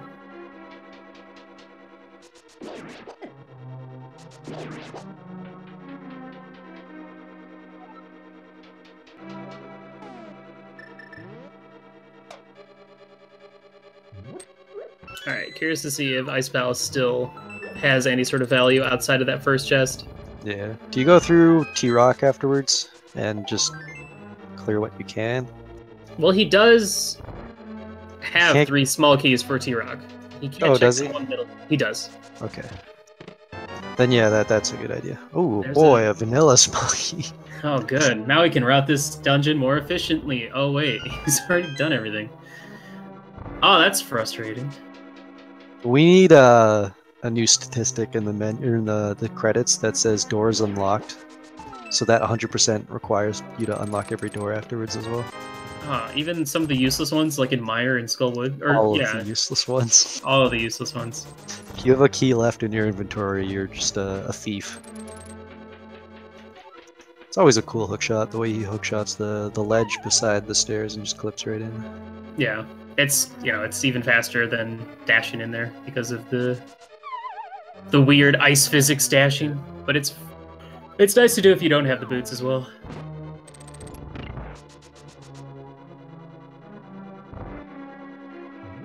Yeah, so we're still looking for the Desert Palace Big Key, the GT Big Key. Those are the only things we technically need to finish this seed out. And Andy doesn't need a lamp at all. No. And this is a green pendant, so at least he's going to get 2 items out of this dungeon. Yeah. From this boss, at least. There's actually 1 dark room remaining for Andy, and that's it. And it's one of the easiest dark room in the game, I'd argue. It's actually easier than the eastern ones. What, the T-Rock one? Yeah. Yeah. Once you figure out that you could literally just hold. Oh, never mind. Come on, man. try to talk here. What a place for the lamp! Wow. Well, you were right. You did say it was going to be an ice palace. I was thinking Mire. I mean, we were kind of down to the wire, so it had to be in one of those 2 places. So you always see people like, "I called it," but it's like it was the last choice we have. So yep. If you say that, like, if you're gonna call something out, you got to say it like right at the beginning of the race before anything happens. Yeah. It's just one more way that I would have run into a giant roadblock when I was playing, because I would have gone Mire there, and I would have been even farther behind. Andy's just making all the right gambles. Well, not gambles, but decisions. I mean, even the thing is, though, like, he still has to go. He still has to find that. No, he doesn't have to find the Mire Big Key. Mire's a pendant. Nope. There's He a small actually key. saves the animation of opening Mire's. Oh boy! Wow. Let's go back to ice, guys. So both Ice Palace small keys in Ice Palace. That's hilarious. Yeah, now he's comfortable doing all of T-Rock. He's gonna skip that middle chest, but what are the odds of that middle chest having something valuable at this point in the race? And it's definitely worth just going ahead and killing Trihex and hoping that you don't need to come back and get that chest. Yeah, it's not like the small keys can be massively out of the way anyways, because Trihex by logic has to have 4 keys to complete, so... No, I think, by routing in this chest or not, it really depends on if T-Rock is a crystal or if, you have the means to complete the dungeon. If you go into T-Rock with, like, 3 keys, but you don't have the Ice Rod, or like the mirror, something like that, then I think it's safe to go ahead and grab that middle chest in case that ends up being the Ice Rod. Something like that.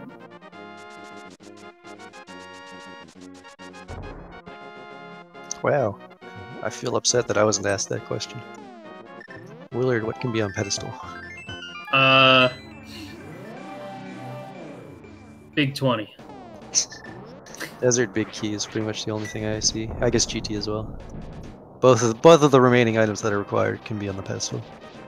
Can be, but will not be. There's no way. Pretty much.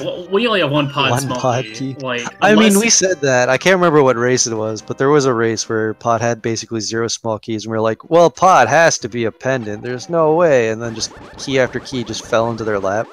I mean, if the next 5 items they get is a pod small key, then we can start talking about it. And then a Mire big key. Then we can start having that conversation. I will bet 1 forfeit in the next tournament I join that a pedestal is not required. That's not... I look forward to that. Everyone accept my bet so I get a free win next tournament, please. Whenever I'm looking at Pedestal now, it's like, is T-Rock a pendant? If yes, probably not a ped seed. Yeah, pretty much. If Pod is a pendant, and you only have 1 small key, probably not a pedestal seed. Because at the same time, this could just be G-Tower big key in G-Tower. Now, here's what could happen. Let's say... Hold on, before I say something stupid. Alright, G-Tower big key is on the pedestal, and all 5 pod keys are in G-Tower. Is that a thing? Can that happen? And the big key. Sorry, go through that again? No. You only get 1. Oh, okay, well then no, it's not possible. Okay, good. I don't know what you said, but no. Stop it. So you have to go into G-Tower, and G-Tower just suddenly turns into Pod, and then you still have to beat Pod. Yo, that was nice. That stupid chain chomp ruined it, though. Yeah. At least it didn't hit him anyways, though.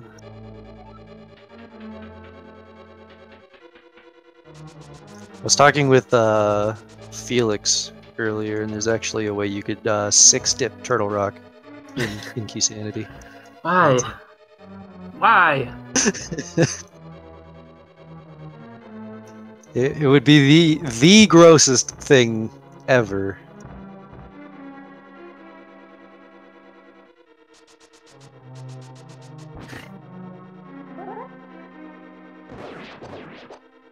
Ooh, oh, he's... Huh.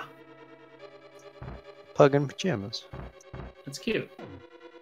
I believe Andy was the one who told me that the bunny sprite is what the character is its spirit. Link is a bunny for some reason. Pug just wants to be in pajamas. And for some reason Sonic is Mario. That's a little odd. I guess Sonic wishes he were Mario. I think Andy did a dumb. Yeah! Yeah, I think he's upset with himself now. Alright, well... I think you miscounted keys, and now he can't finish this dungeon unless he gets bailed out by a T-Rock small key. Now, we can't assume that this would happen if Ben was racing, because Andy might have had a more serious demeanor for this race, but that would have brought Ben into it. It's sad because Ben really wasn't that far behind. Yeah, he was a decent distance, but it's like when you're not feeling it, you don't want to continue. You just make more mistakes. I know when I get in a bad mood in rando, I just start playing terribly. Yeah, there's no point in continuing if you're not enjoying it, because that's like the whole part of playing this game is to have fun. Hey, look, there's the cave. Now I can go do Spike Cave. Oh wait. Spike Cape? Well, Andy's going to be able to get all the way to the laser bridge, so we're still looking for that vanilla small key. We're kind of running out of options at this point. I hope it's actual vanilla, just the last chest on laser bridge. Oh, that'd be beautiful. I don't know, T-Rock, for me at least, from the seeds I've played, I've seen a lot of vanilla small keys in here, so...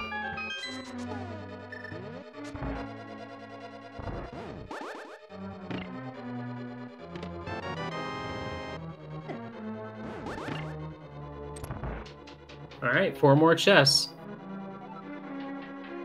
Now, the beautiful thing would be is if that Thieves Town big chest had the last T-Rock small key. That's very possible. He might find the desert big key. Have to go to desert, clear Lambolas, get the T-Rock small key and come back. Which wouldn't even feel that terrible because you still have to climb the mountain anyways. Yeah. You just have to come up, go through T-Rock again real quick, kill Trihex, and then go right into G-Tower. Oh! Yo, sweet hover. I think that's vanilla. What about that? Yeah. Oh man, what have I done? There's your desert. All right, moment of truth. Give us that vanilla small key. Oh, just a compass. Ah, that's unfortunate. What do you do at this point?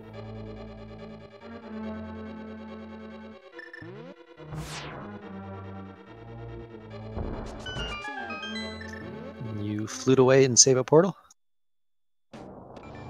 This is the spot you can save a portal, right? Yeah. I mean, I guess he can go to desert without... He can go through the front door using the book. Yeah, you'd have to go through front door, or he'll, Oh, he's fully aware of that. He's thinking. And he's got that brain going. What else can he check in the light world that doesn't break his portal? I don't think he has anything left still to check in the light world. I don't think so either. He can do... No, he got rid of the mushrooms, so he can't do the fake powder.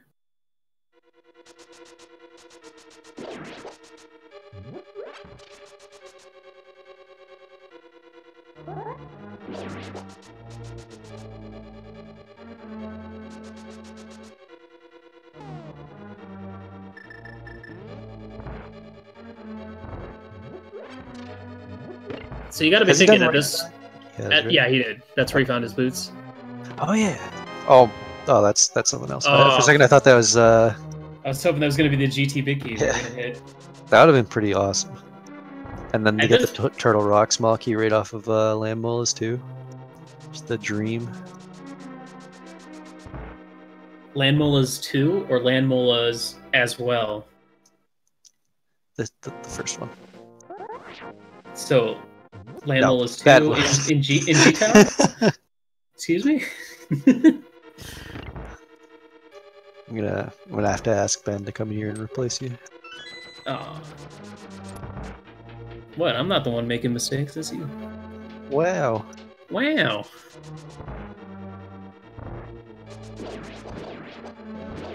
I think the one making mistakes was Andy with that small key usage. Yeah. Unfortunately, that is... I've seen a lot of players that have just either... It's not always that they, like, miscounted keys, it's that they, like, accidentally just barely grazed that key door and used it when trying to pick up the pokey key, or got knocked into it. And you're like, now what? Yeah. It's a hard habit to break when you're used to just clearing the place when you're looking for an item. Can we get a mode of Keysanity where there's no key doors? They just take them all away. All of them? Just call it sanity then. True open mode, just literally everything is open. Ooh, just go straight to the crystals. Well, only getting a fairy in a bottle. He's found a hostage. But he did find a crystal as well, so... Now he's just gotta go find it. Ah, this is frustrating. Yeah, rest in peace, the portal that he tried to leave behind. He is unfortunately going to be diving Mire, most likely, or a crummy little spot on the side. He hasn't been to Mire yet, right? No. Looks like he's going to go check the swamp big chest. I think he messed up the fluting. Oh man, it's so frustrating because he could be heading to G Tower right now, looking for the big key. Yeah. Oh, looks like he's going to go to Mire now. I mean, for all we know, the big key isn't even in G Tower. This is kind of the downside of misuse of keys, and would extremely, you know, throw off your whatever lead you have or whatnot. It could really, you know, change the outcome of a race. But at the same time, that Thieves Town big chest could have the G Tower big key. That's always a possibility. Yep. It could have the Turtle Rock small key, and that would just be a hilarious waste of time. Yeah. Though required by the logic, which is even better. Yep.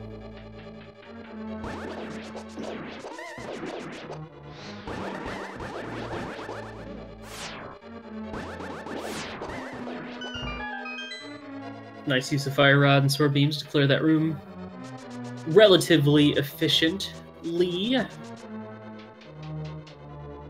Though sometimes when enemies are like right up against the wall, the sword beams will hit the wall and just miss them entirely. It's too bad he doesn't have the big key yet. I feel like he'd want to hover to Vidi for fun. Or oh, so close. That's the worst.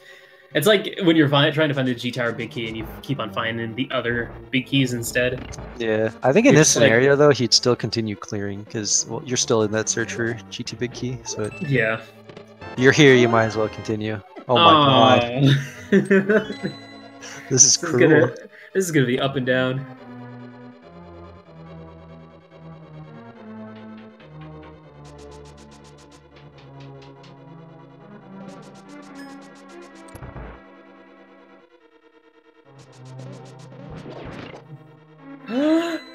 Oh yeah. I'm just what? Just kidding.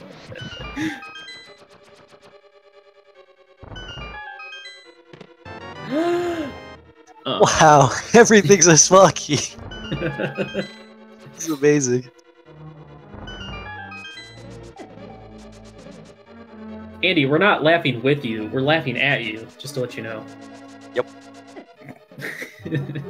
You're a wreck. More dungeon items.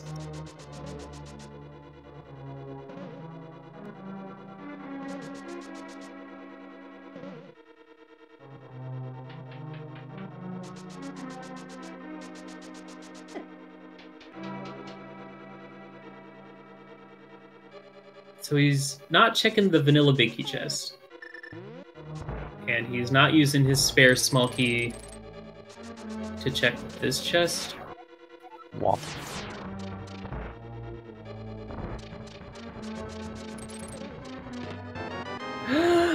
Yay! 4 small keys in this dungeon. Oh my gosh. It was, what was it? Skullwoods, Hyrule Castle, Pod, and T-Rock. Good lord. Guys, we did it! We found the T-Rock key. Hooray!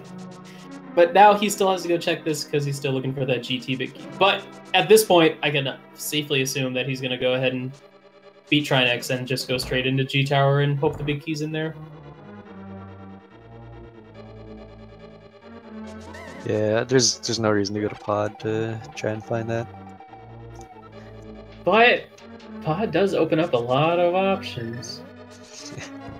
He does have enough GT small keys as well that he won't need any others.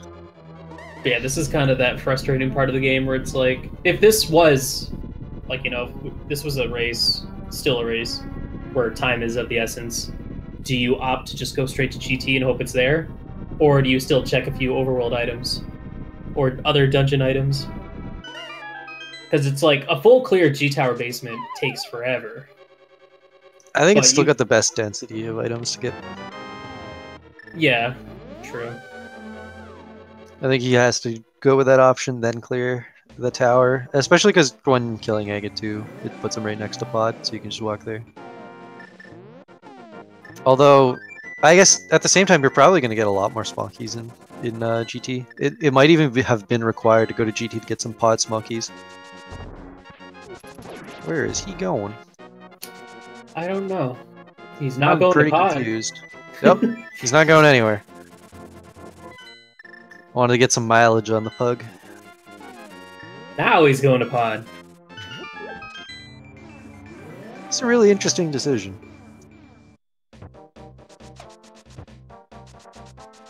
Are we going for the 100%? Is he gonna get the Mire big key and clear Mire? Dude, he's just gonna go straight and kill Helma. God, imagine if that GT big key is on pedestal. It's not. Stop saying that. It's very possible. It's not possible. Well, it's not very possible. It's slightly very possible. It's not very possible. Here it is. There's only 5 locations locked behind a big key. He so still needs 4 Pod small keys. And yeah, so there's 22 locations in GT that could have them. You say this, but I watched a race earlier this week that had... There's no way we're going to be getting the pedestal. It's not happening. Just drop it. Stop it.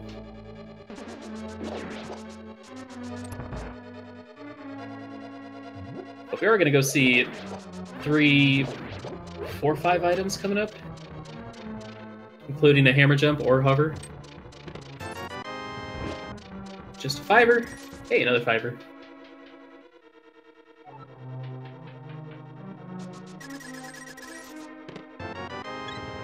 Big heart.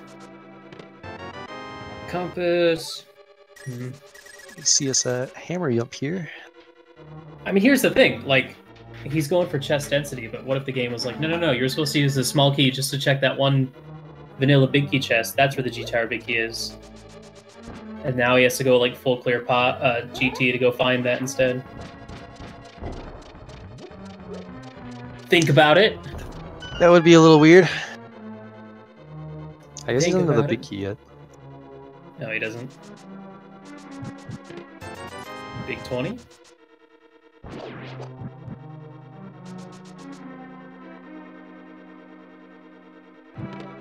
Big 20. It's a sweet pod. Yeah, it's real great. It's a good choice to go there.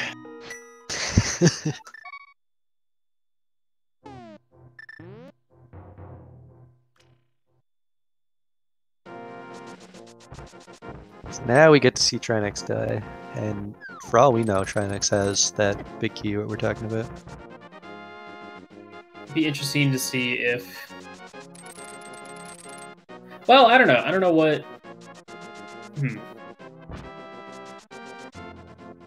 Would have been interesting if Andy hadn't misused that small key, if he would have just done Desert and then gone right back up to go into G Tower. Because the only reason he even went into Mire and got those other keys that sent him to Pod was because he was looking for that the Turtle Rock small key. So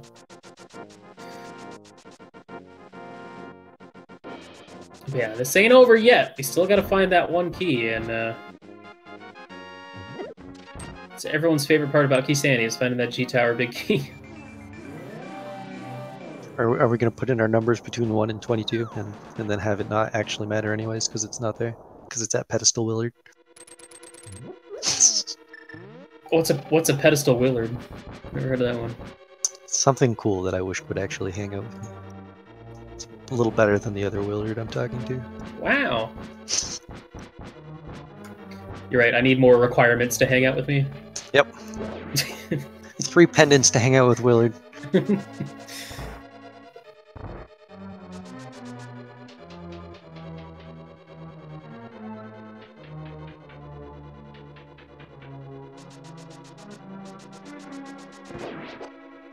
You know, the rare sight to see is when you get to do like an actual like 100% go mode T-Rock.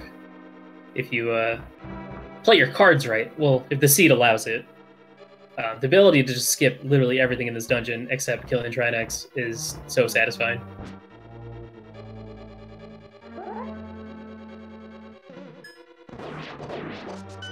That was nice. Yeah.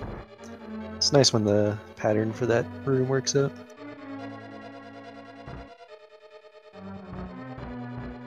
We haven't looked at Lumberjack yet, have we? We did. Okay. It was the gold sword. Okay. I had a small moment of panic there. I know, Andy checked it after doing Pyramid Fairy, because he did Pyramid Fairy and then routed up to do King's Tomb and North of Graveyard.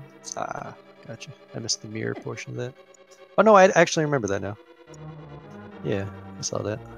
I was looking back to see what Bonk Rocks was, because I missed it. I think Bonk Rocks was one of our required big keys. Alright! Yeah, it was Eastern. Let's see this beautiful Trihex fight. I want to see some backdoor strats. I want to see a one cycle. I wanted to see him hover the gap, but you know, It's that's a long gap. It's pretty long.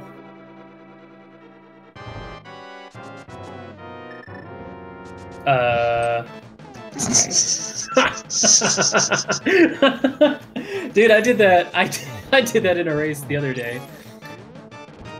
Mistakes were made. What you saw there was Andy switched to the fire rod instead of the ice rod to kill the fire head. Which when you're trying to go fast, it's an easy mistake to do, and I only laughed because I literally just did that last week. So at least Andy's still good though, because he didn't run out of magic in a frantic attempt to fix his mistake, like I did. So I know that too well.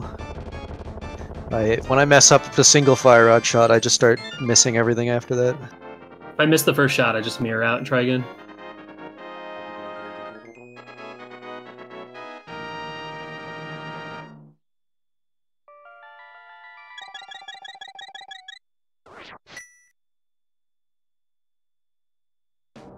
But alright, we're going to be heading into G Tower, and of course, we like to play a fake little game. What do you guys think that G Tower big key is going to be? Get your numbers in chat. If you don't think it's going to be in a G Tower, then don't say anything, because... yeah. It's not going to be... Stop. No! Unless the next 4 items Andy finds, 5 items are going to be 4 pod small keys, 6 items are going to be 4 pod small keys, pod big key, and a Mire big key. It's not going to happen. Stop it. We're going to see those 4 small keys, big key right away. Nope. I mean, that small key could technically also be in Mire. There's plenty of places. There's a lot of trolly locations, like the Magic Bat. There's a vanilla small key. Or a G Tower small key.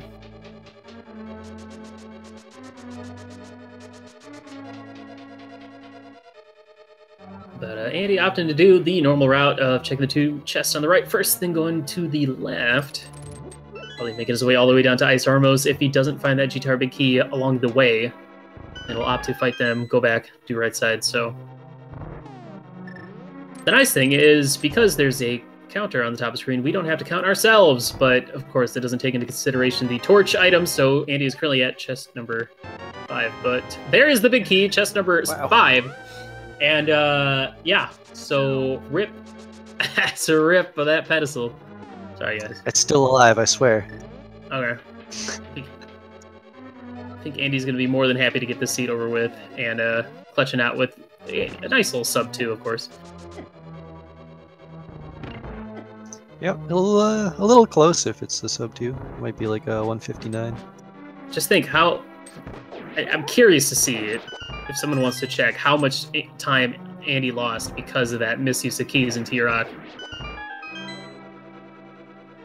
It was a lot. Yeah, it would have saved him a trip into Mire and a trip into Pod. And a trip back into T-Rock, so... Yeah. According to Andy, that Pod choice was because he determined that the seed was terrible and wanted to just go for an even worse option than going into GT, because he just assumed the seed would be even more cruel. So he went into Pod instead of going straight to T-Rock and then GT. Fair enough. So I would assume he was not going to make that choice if Ben was still racing.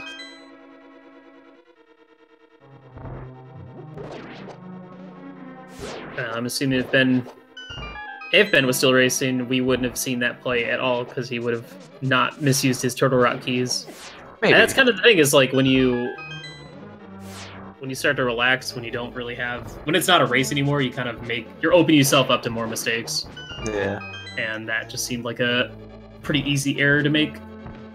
Yeah, don't get us wrong though, we're not saying that Ben was too far behind to win. He still could have, but when you're in the mood that Ben was in, it's just not worth it to continue. Not so much the mood that he was in, but when you get just the unfortunateness of what happened. If you're not having fun, there's no point. Yeah. This is supposed to be it's a tournament for fun. If you're not having fun, why? The skill caliber that Ben has, it wouldn't be a stretch to say that he can win that 31-player race pretty easily. Not easily, but like if he plays the way he plays and he makes the right decisions, he's in there. I'm bummed that we didn't get a sweet race, but that's how it goes sometimes. It was the seed's fault this time. Shoutouts to both these runners. Had the pleasure of meeting both of them at GDQ, and Ben gave me a little one of those little stuffed bananas that you see on his timer. Adorable. Well, I asked for one. He didn't give it to me. I asked. I told him to give it to me. I didn't give him a choice. You're a bully.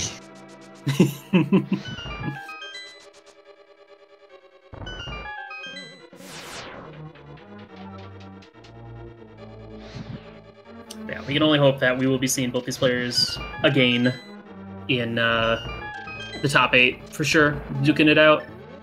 And if not, we'll of course see both these players in the spring tournament later this year. Are we going to see a swag hover? I'd be surprised if we didn't at this point. He might go all out and hover from even farther away. No, he's just going to get it over with. He's done with this crap. He's not showing off anymore. Yeah, this seed was kind of bad. He had a little fun hovering Hookshot Cave, but then the seed continued on the path it was going. He's just like, no, I'm done with this.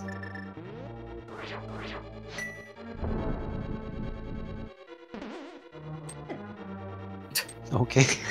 Okay. Didn't choose to hover, but instead chose to hug some little friends. What's he doing? I don't know. Fail! Just finish the seed.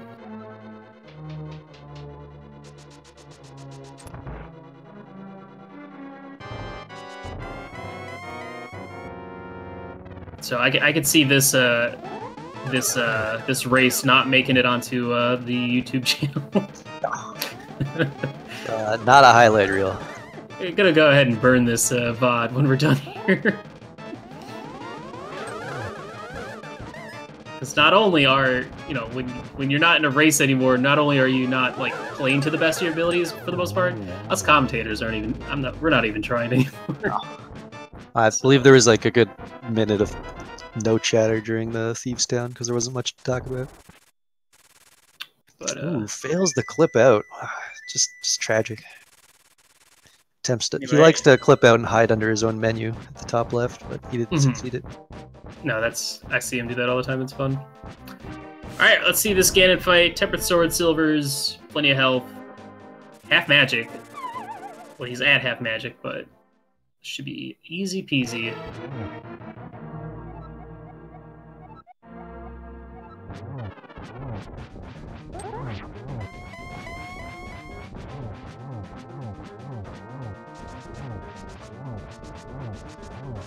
Nice use of dash strats for that phase 2.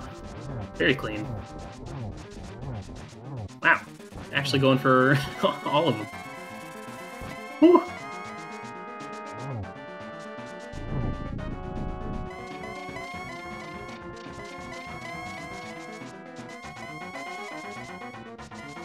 Oh boy. I just love the dashing all the way around. Ooh! No, okay. No, he's good. He's still in the dashing animation. Thought he was going to get a nice little hug. Now he does have red nails, so it's not going to do too much damage, but still. Nice! Getting that spin on him right there at the last second. Just gotta do 2 more, and... there you go. That's it, guys. That's the race. It's over. GG to Andy. Once he walks through that door, he will be finishing going 4-0 in this Keysanity tournament and just 1 away from making it into that top 8. Oh, gosh. Why? And Andy finishing with a time of 1:58.40. Coming in first place over Ben.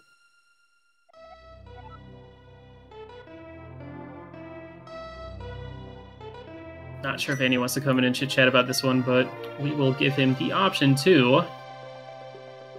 But first and foremost, we got plenty of Keysanity action going on the rest of today. But before I get that, we do have Andy in the setup room, so I'll go ahead and bring him in.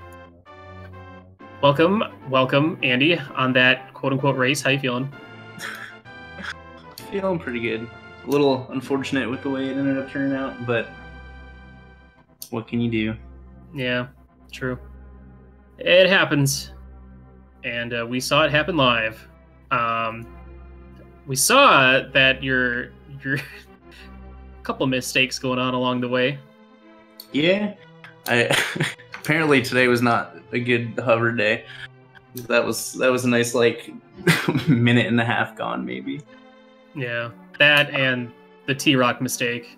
But T-Rock mistake. I was hoping it would end up paying off Big Key being in Mire or something like that. But no, it was chest 5. Every time. Yeah, we Also were. brought in Ben as well, just to hang out with us. Hey, GG Andy. GG, bud. That's right. You're hitting up your vacation with the bang, so it's okay. Yeah, that was pretty good. I'm really happy I missed a seed. It was pretty good once we got those boots out of desert, but the whole pod one key for pod to get Hera big key to go back into pod with the bow to get the Mire that's when you just turn it off and burn that seed. My race last week was similar with a 0 key pod dip with the bow to get the book on right side to go into desert to find like hookshot Mire Titan's mids. Jeez. It was great. Oh man. Sounds about right. But yeah, it was interesting, Ben, just because the thing that what happened, the soft reset and then picking the wrong file, I did the exact same thing last week, so I knew exactly what happened, and it's like that's so unfortunate. And when you're racing, you just want to mash through that title screen and get right back to playing.